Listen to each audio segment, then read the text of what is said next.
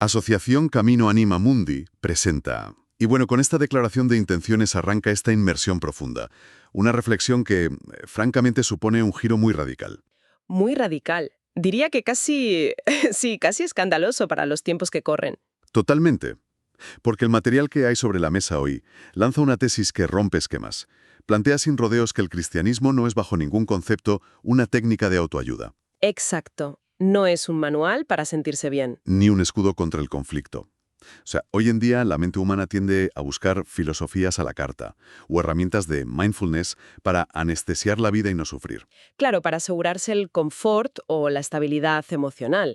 Y los textos que se van a analizar hoy apuntan en la dirección diametralmente opuesta. Diametralmente opuesta, porque aquí lo que hay es una llamada rotunda a un cristianismo encarnado. Un cristianismo incómodo que desafía por completo esta obsesión contemporánea por la autoprotección. Así es. Y el propósito central de este análisis es precisamente adentrarse en esa vocación adulta. Porque lo que proponen estas fuentes es una convocatoria existencial al amor verdadero. Y hay que entender que amar de verdad no es ese sentimiento color de rosa que se vende por ahí. Ya, desde luego que no. Amar implica muchas veces exponerse al peligro de forma consciente, perder prestigio social, soportar rechazo e incomprensión, e incluso estar dispuesto a dar la vida por el prójimo. Es una lógica que choca de frente, choca como un tren contra la cultura actual. Efectivamente, quien profundiza en esta visión descubre que el Evangelio propone un camino donde el sufrimiento, no se busca de forma enfermiza, por supuesto, pero tampoco se evade, no se huye de él, si resulta ser el precio necesario para que la verdad salga a la luz. Vale, vamos a desgranar esto, porque es denso. Es muy denso y fascinante y requiere ir paso a paso. Para entender bien esta propuesta vital resulta imprescindible explorar cómo se cruzan aquí la psicología, la filosofía y el evangelio, de una manera que es asombrosa. Es un cruce brillante. Y el punto de partida que marcan las fuentes es la ilusión de la autoimagen. Es un hecho innegable que toda comunidad e incluso cualquier individuo construye una imagen idealizada de sí mismo. Claro, los grupos humanos quieren verse siempre como justos, como personas razonables, intachables. Eso es. Pero de pronto, de buenas a primeras, aparece alguien en escena. Alguien cuya simple presencia o cuya forma de vivir encarna una verdad que deja en evidencia la hipocresía de ese grupo. Y ahí estalla todo. Inevitablemente surge la tensión, y la gran pregunta que se plantea es, ¿qué hace una comunidad cuando se topa de bruces con ese espejo incómodo? Esa es la clave. Esa es exactamente la clave de todo. Y para responderla, resulta muy iluminador observar cómo opera el instinto colectivo. René Girard, este gran pensador franco-estadounidense, analizó esto de forma magistral con su teoría del chivo expiatorio. Una teoría fundamental para entender la historia humana. Fundamental. Girard explicaba que las sociedades, cuando acumulan mucha tensión interna, conflictos, envidias, miedos inconfesables, sienten una necesidad desesperada de restaurar el orden. Necesitan cohesión. Pero claro, no van a mirar hacia adentro para asumir la culpa. No, jamás. El grupo siempre busca un atajo psicológico. Buscan a alguien a quien culpar de todos los males para no tener que mirarse al espejo. Es decir, encuentran a un individuo o a una minoría y concentran absolutamente toda esa carga sobre esa víctima. Así opera. Y el término chivo expiatorio no es una simple metáfora actual, viene directamente de un rito antiquísimo. Está descrito con todo detalle en el libro del Levítico, en el capítulo 16. El rito del macho cabrío. Exacto. Allí se narra cómo el sumo sacerdote ponía físicamente las manos sobre la cabeza del animal, confesando todas las iniquidades y los pecados de la comunidad, y, acto seguido, se enviaba ese animal al desierto. Cargando de forma simbólica con el desorden interior de todo el pueblo. Eso es. Al sacrificar o expulsar a esa víctima, la comunidad recupera una especie de paz. Pero claro, es una falsa unidad. Es una paz que está manchada de sangre y que solo sirve para que puedan seguir creyendo en su propia inocencia. Y justo en este punto histórico y teológico es donde ocurre la gran revolución cristiana frente a todos los mitos antiguos. Porque si se repasan las mitologías clásicas, la víctima sacrificada siempre suele ser descrita como culpable. Siempre. La turba cree que hace justicia divina. Exactamente. La turba que asesina se siente legitimada, pero la narrativa del Evangelio da la vuelta al tablero por completo. La cruz revela a los ojos de toda la historia que la víctima es inocente. Hay una frase demoledora durante el juicio de Jesús. ¿La de Pilato? Esa misma, pronunciada nada menos que por el representante del imperio más poderoso del mundo. Pilato, en el Evangelio de Lucas, afirma textualmente: «Yo no hallo culpa en este hombre». Es una declaración puramente burocrática, pero que lo cambia todo. Lo cambia todo. Con esa simple frase, el mecanismo queda expuesto para siempre. La cruz desenmascara la maquinaria de la violencia humana. Queda clarísimo que no es Dios quien exige sangre para calmar su ira. Es la propia humanidad la que proyecta su odio para proteger su falsa imagen de bondad. Totalmente de acuerdo. Y si se lleva esta idea al terreno de la psique humana, la conexión con Carl Gustav Jung resulta asombrosa, concretamente con su concepto de la sombra. Ostras, es que encaja a la perfección. Encaja de manera orgánica. Jung explicaba que la mente posee una especie de sótano oscuro, una sombra, y ahí encierra todo aquello que le resulta insoportable reconocer sobre sí misma. La crueldad, el egoísmo, la envidia, el deseo de aplastar al otro. Viene a ser como un vertedero emocional donde se esconde la basura interna para mantener la apariencia de ser ciudadanos modélicos. Una analogía muy certera. Y como la conciencia no puede aguantar el peso de esa oscuridad, recurre a un mecanismo de defensa potentísimo: la proyección. Lo que una comunidad no tolera ver en sí misma, lo lanza hacia afuera, lo proyecta sobre los demás. Por lo tanto, el chivo expiatorio no es atacado necesariamente por las cosas malas que hace. Para nada. Muchas veces es atacado porque su simple existencia, su inocencia, funciona como un espejo insoportable. Un espejo que obliga a los demás a mirar de frente su propia miseria. Y claro, expulsar o destruir al espejo es siempre la forma más rápida de dejar de ver el reflejo. Eso explica perfectamente por qué a lo largo de los siglos, quienes dicen la verdad acaban sufriendo tantísimo rechazo.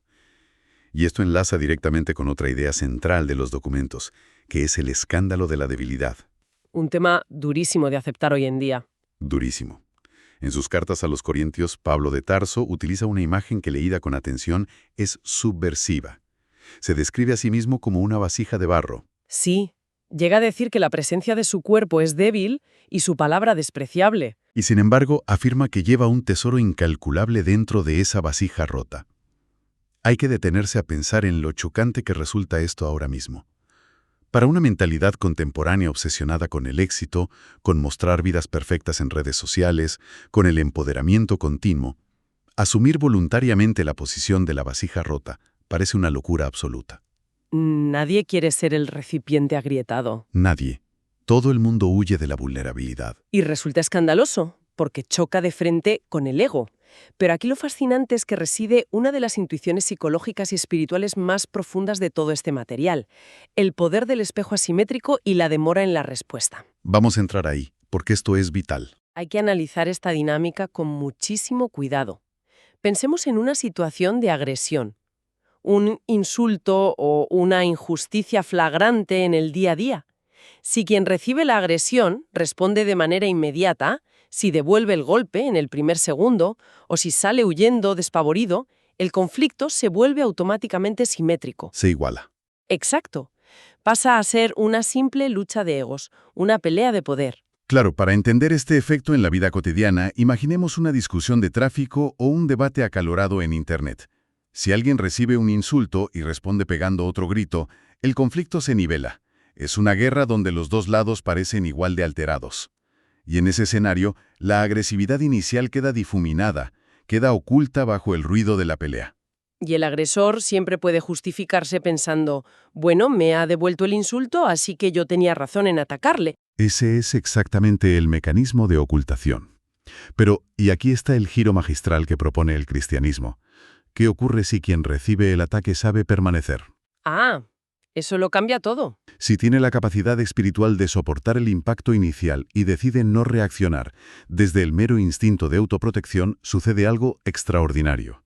Esa persona se convierte en un espejo asimétrico. Al no haber una resistencia violenta que devuelva el golpe, al no haber ruido que camufle la situación, la crueldad del agresor queda absolutamente desnuda. Desnuda ante los ojos de todos. La violencia, al no encontrar la pared del ego contra la cual rebotar, se muestra en toda su fealdad y en toda su distorsión. Es casi como un arte marcial espiritual donde la no reacción es paradójicamente el movimiento que más expone al adversario. Y el texto aporta ejemplos bíblicos que ilustran esto con una fuerza tremenda. Hay un episodio impresionante en el libro de los Hechos de los Apóstoles. Pablo es apresado por las autoridades romanas y sometido a flagelación. Lo están azotando sin piedad, y el detalle crucial es que Pablo era ciudadano romano de nacimiento, Un estatus que prohibía terminantemente ese castigo sin juicio. totalmente prohibido. Pero Pablo no revela su ciudadanía en el primer golpe. Si hubiera gritado «soy ciudadano romano» inmediatamente, el castigo se habría detenido, por supuesto. Pero el sistema judicial habría quedado impune, ocultando su propia arbitrariedad bajo un simple error administrativo. ¡Qué inteligencia! Al callar temporalmente deja que el proceso avance. Y al dejar que la injusticia se manifieste en su propia carne, permite que la maquinaria del abuso de poder quede en total evidencia. Solo cuando el mal ya se ha mostrado por completo revela su identidad, dejando a los magistrados completamente aterrorizados y expuestos ante su propia corrupción. Y ese mismo mecanismo de exposición opera a una escala cósmica durante el juicio de Cristo. El silencio de Jesús ante el Sanedrín y ante Pilato. Ese Jesús callaba que narra Mateo es quizá uno de los silencios más atronadores de toda la historia humana. Y es fundamental comprender que no es el silencio de la sumisión asustada. Para nada. No es debilidad psicológica, es revelación en estado puro. Jesús podría haber respondido con argumentos filosóficos brillantes, podría haber hecho alarde de poder, pero al decidir callar, permite que la violencia del mundo y la ceguera de las autoridades agoten su propia distorsión. Permite que se muestren tal cual son, sin excusas. El mal termina desenmascarándose a sí mismo al golpear una y otra vez contra un muro de amor que se niega a devolver el golpe. Es sobrecogedor. Y por aportar un paralelismo cultural que mencionan las fuentes de forma muy curiosa, se hace referencia a la película del Caballero Oscuro. La de Batman, sí. Al final de la cinta, el protagonista asume voluntariamente la culpa de crímenes que no ha cometido para preservar la esperanza de la ciudad. Se convierte en un chivo expiatorio de manual. Es una analogía accesible para entender lo que significa cargar con algo por otros. Pero los textos son muy claros al señalar una diferencia abismal. Abismal. En la película la verdad queda oculta para siempre para mantener una mentira piadosa que sostenga la sociedad. En el cristianismo, sin embargo, la cruz no es el final de la historia. La resurrección se encarga de revelar la verdad absoluta sobre la inocencia de la víctima. Tarde o temprano la luz acaba disipando la sombra. Esa distinción es vital para no caer en interpretaciones muy peligrosas. Y de hecho, esto plantea un interrogante que surge de forma natural cuando se habla de no reaccionar o dejarse golpear. Cierto, hay que aclarar esto. Es absolutamente imprescindible evitar cualquier malentendido que conduzca a justificar el abuso. Porque la pregunta que asalta la mente moderna es muy lógica. ¿Acaso todo esto significa promover el papel de felpudo humano? Es la duda del millón. Es una especie de exaltación del masoquismo donde hay que aguantarlo todo sin rechistar. Y la respuesta que dan las fuentes es un no categórico. Aquí lo fascinante es ver la diferencia desde la psicología. El masoquismo busca el sufrimiento en sí mismo, convierte el papel de víctima en una identidad permanente para buscar compasión o superioridad moral. El cristianismo, por el contrario, no busca el sufrimiento jamás. Lo atraviesa. Lo atraviesa. Y lo hace única y exclusivamente si es el camino necesario para manifestar la verdad. La lógica no es sufrir por sufrir, sino estar dispuesto a sufrir si es el único modo de que la luz venza a la mentira. El propio Jesús puso límites clarísimos a la violencia. Exacto. Durante el interrogatorio ante el sumo sacerdote, cuando un guardia le cruza la cara con una bofetada, el Evangelio de Juan registra que Jesús no pone la otra mejilla en sentido literal para recibir otro golpe. Interpela al agresor y le dice, si he hablado mal, demuestran qué. Y si he hablado bien, ¿por qué me golpeas? Hay una firmeza ahí. Hay mucha firmeza. Todo esto exige un discernimiento espiritual finísimo. Hay momentos para permanecer inmóvil y actuar de espejo. Hay momentos para resistir hablando con claridad tajante. E incluso hay momentos para la retirada. Totalmente. De hecho, los textos están repletos de retiradas estratégicas, lo cual echa por tierra la idea del mártir suicida.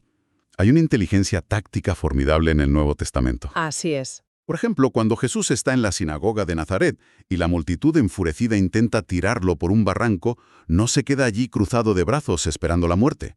El texto dice que, pasando por en medio de ellos, se fue. Se retira porque su hora no había llegado. También se retira a la montaña cuando la multitud pretende hacerlo rey a la fuerza. O el caso de Pablo. Cuando descubre el complot para asesinarlo en Damasco, sus seguidores lo meten en una gran canasta y lo descuelgan por la muralla de la ciudad en plena noche. Huye de la ciudad para preservar su vida y seguir sembrando. Esto desmonta la caricatura del victimismo pasivo. Por completo. Y este fino discernimiento adquiere su máxima gravedad cuando se analiza cómo opera este mecanismo del chivo expiatorio en los lugares donde, en teoría, debería haber más luz. Los entornos religiosos. Los entornos religiosos. La sombra colectiva resulta ser especialmente virulenta y destructiva en los grupos espirituales. Es fundamental no perder de vista un dato histórico aplastante. Jesús no fue condenado por una banda de delincuentes, ni por un grupo de ateos militantes. Fue ejecutado por el sistema religioso más puro, ortodoxo y celoso de su época. Un sistema que buscaba proteger su impoluta imagen pública a cualquier precio. Exactamente. La esencia del chivo expiatorio queda formulada con una frialdad matemática por el sumo sacerdote Caifás cuando sentencia: «Conviene que muera un solo hombre por el pueblo y no que perezca toda la nación». Es una lección terrible. La religión, cuando se obsesiona con su propia imagen, es capaz de asesinar a Dios en nombre de Dios. Por tanto, ejercer de espejo de la verdad en estos contextos requiere una madurez y un coraje fuera de lo común. Y todo esto conduce a la última gran dimensión de este análisis, que posiblemente sea la más difícil de digerir para la psique actual: la dimensión temporal del fruto. Esto es un golpe bajo a la mentalidad de hoy. Porque soportar ser la vasija rota, ser el espejo que recibe el golpe ya es un desafío a Hércules. Pero la exigencia se vuelve insoportable frente a una cultura acostumbrada a la inmediatez. Se vive en la cultura del clic. Se exige ver resultados al segundo de hacer un esfuerzo. Pero el tiempo evangélico opera en una frecuencia completamente distinta. El cambio o la conversión que genera el testimonio cristiano muchas veces no ocurre en el instante. No hay un final feliz cinematográfico a los 5 minutos del golpe. Y esto tiene una explicación profunda respecto al tiempo psicológico. Claro, integrar la propia sombra, llegar a reconocer internamente que la violencia ejercida era injusta, no es un proceso de la noche a la mañana. Requiere tiempo, a menudo largos y dolorosos procesos de confrontación interior. Primero suele aparecer una negación agresiva. Negación e irritación. Y quizás solo décadas después emerge una reflexión genuina que da paso al arrepentimiento. Quien asume el coste de dar la vida por el otro, lo hace a menudo para desencadenar una transformación profunda que sus propios ojos jamás llegarán a contemplar en este mundo. Se trata de sembrar a ciegas. Sembrar a ciegas. Echar la semilla aceptando que muy probablemente no se estará presente el día de la cosecha. Las escrituras están atravesadas por ejemplos orgánicos de esta siembra a ciegas. Dejan un rastro de melancolía esperanzadora. Pensemos en Moisés. Soporta las quejas del pueblo por el desierto durante 40 agotadores años, pero acaba expirando tras contemplar la tierra prometida solo desde lejos. Sabe que serán otros quienes pisen ese suelo. Está el propio Jesús muriendo clavado en un madero con su movimiento aparentemente fracasado. En ese instante no ve la inmensa expansión que su entrega generaría. Pero hay un ejemplo en los textos que tiene una fuerza existencial increíble, el relato de Esteban, el primer mártir. Ese relato es sobrecogedor. Esteban está siendo lapidado brutalmente por las autoridades religiosas. Las piedras le destrozan el cuerpo. Aparentemente solo hay una derrota grotesca, un fracaso absoluto. Sin embargo, Esteban muere rezando en voz alta perdonando a quienes lo están asesinando. Y ahí el libro de los Hechos desliza un detalle. Muy cerca, cuidando los mantos de los verdugos, hay un joven observando. Un joven llamado Saulo. Saulo de Tarso. Si se contempla ese episodio con la perspectiva del tiempo, la magnitud resulta inabarcable. La aparente inutilidad de la muerte de Esteban actúa como una onda expansiva silenciosa en la psique de Saulo. Ver esa entrega incondicional abre una grieta interior minúscula en la conciencia del perseguidor. Una grieta imperceptible en ese momento. Pero que, sometida al fuego lento de la gracia, terminará quebrando su ceguera años después, transformando a Saulo en el apóstol Pablo. Esto ilustra a la perfección la lógica suprema del grano de trigo en el Evangelio de Juan. Si el grano de trigo no cae en tierra y muere, queda solo. Pero si muere, da mucho fruto. Esa es la paradoja más honda del cristianismo. Estar dispuesto a amar sin exigir garantías contractuales. entregarse sin la condición de presenciar la cosecha. Entonces, ¿qué significa todo esto a nivel práctico? Llegamos a la recta final de esta inmersión profunda con un resumen que debería ser transformador. El recorrido por estos textos lanza un llamamiento urgente a abandonar de una vez por todas el cristianismo a la defensiva. Ese enfoque temeroso, preocupado por salvar la propia imagen pública, por encajar en los moldes del éxito, se revela aquí como radicalmente insuficiente. Insuficiente y vacío. Los documentos invitan a abrazar una forma de vivir diametralmente distinta. Un cristianismo de entrega sin reservas, de servicio auténtico. Una convocatoria a amar al prójimo hasta las últimas consecuencias. Teniendo la inmensa valentía de convertirse en una vasija rota, si esa fractura es lo que permite que la luz resplandezca. Y para concluir, resulta muy oportuno introducir una reflexión provocativa inspirada en pensadores como Dostoyevsky o Simona Weil. Normalmente se tiende a pensar que el odio es la respuesta natural frente al mal que comete alguien, pero estas mentes brillantes comprendieron algo más perturbador. Algo que hiela la sangre. El justo con mucha frecuencia es odiado precisamente por su bondad, porque el mal, la hipocresía y la cobardía quedan obscenamente expuestos cuando chocan contra alguien que se niega a devolver la violencia. Quedan retratados. Por tanto, queda una pregunta suspendida en el aire frente a los tiempos actuales. ¿Existe verdaderamente hoy la disposición genuina a ser ese espejo incómodo en un mundo que prefiere adormecerse con ilusiones antes que enfrentarse a la verdad? ¿Existe el coraje de asumir ese rol incluso sabiendo que el fruto de esa dolorosa semilla quizás solo florezca en una generación que ya no se llegará a conocer? Es una pregunta que sin duda sacude los cimientos de cualquier conformismo. Y para continuar tirando de este hilo, para explorar mucho más a fondo estas realidades, existe un canal directo de comunicación.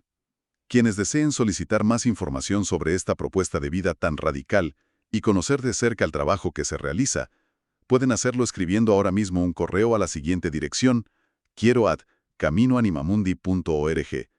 Repito el correo para que nadie con esta inquietud se quede sin la oportunidad de dar el siguiente paso en este descubrimiento: quiero@caminoanimamundi.org. La semilla a través de estas palabras ya está plantada. Esta inversión profunda en las fuentes concluye aquí.